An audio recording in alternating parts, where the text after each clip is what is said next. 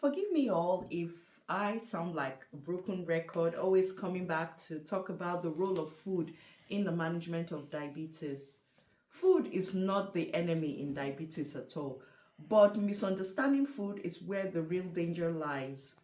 You all will agree with me that when people think about diabetes, they immediately think about stopping carbs, avoiding sugar completely, strict dieting forever.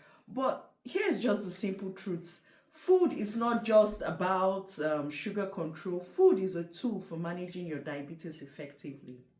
Today, I'm breaking down the real role of food in diabetes management in a way that actually works in real life, especially in the low and medium income setting.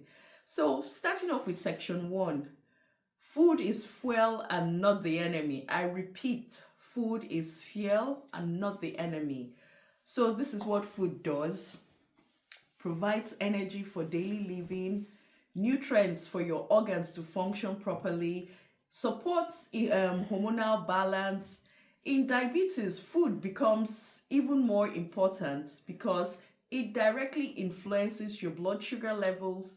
It works alongside your treatment. Either you use insulin or you're on oral diabetes tablets. The problem is not food itself. It all borders down on how, when, and how much we actually eat.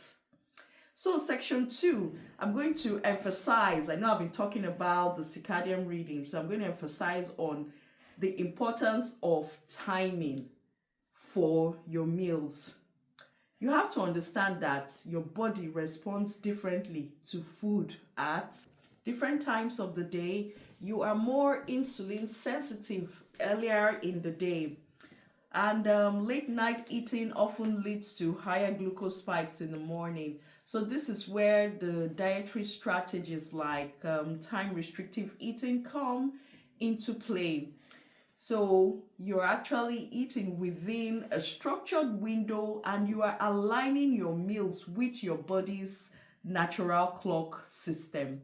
So, this is very powerful, especially when you combine insulin therapy or modern diabetes technology. So, let's hit section 3 now. Portion control and not elimination of food. You heard me right. Portion control and not you eliminating any food group.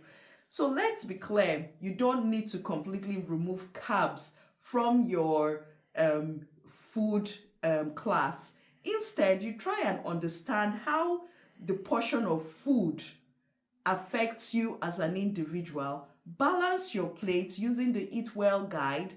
Half of your plate should be filled with your vegetables, which is high in fiber. 1/4 should be with your carbs, and then the other 1/4 your protein. So just follow the Eat Well plate guide, and you need to just know how to match your insulin or your oral meds if applicable. For example, in the low and medium income context, rice, yam, gari, fufu, they are not forbidden. You heard me right, they are not forbidden. The key here is portion and pairing. So you need to know how to pair your protein, your carbs, and your fiber to reduce the rate at which it will cause a spike in your blood sugar. So now, section 4. Food as a strategy and not a rule book. That is what I advocate for. Feeding yourself or eating as an individual living with diabetes, you don't need to look at food as if there's a rule book that you need to tick all the boxes. It is a strategy. So we need to understand that food helps you reduce glucose variability, prevent low blood sugar levels, improve your insulin sensitivity, and even support long-term metabolic health. But let's delve into the deeper truth. There is no one-size-fits-all diet. So study your body's reaction to different food groups and adjust accordingly. Your food strategy should reflect, number one, your culture, number two, your lifestyle, number three, your resources, And number 4, the kind of therapy you're using. It could be multiple daily insulin injections, insulin pumps, or oral diabetic medications. Section 5, the low and medium income reality. In many parts of the world, food choices are very limited. Western diets advice, we all know, doesn't apply everywhere. And carb counting tools are not always accessible to people living in a low and medium income setting.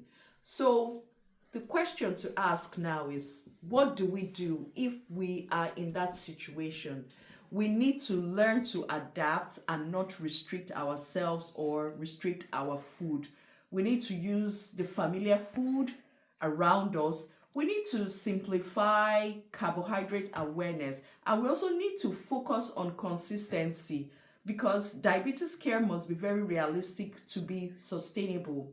Section 6, the big shift in mindset. This is very important. We need to stop asking, what should I stop eating? That is so yesterday, centuries backwards. We need now to start asking, how can I use food to support my body better? Very important question.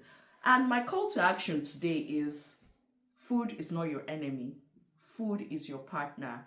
So I would love you all to just put down your comments in the comment section. Let me hear views from different people living all over the world, and let's have a chat. Let's hear your own opinions about this video that I have made. And this is me, always blowing diabetes reality-based education your way, and me giving you the full realistic way of living well with diabetes and not looking at food as the enemy. My goodness, I eat whatever I like, whatever I love, all the food groups. I just go by the rules, your timing, how much, and how you combine all the food groups together in one meal. And this is me paying it forward with my lived experience. Thank you all for watching, and I'll see you all in my next video. Don't forget to like, share, and subscribe. Bye.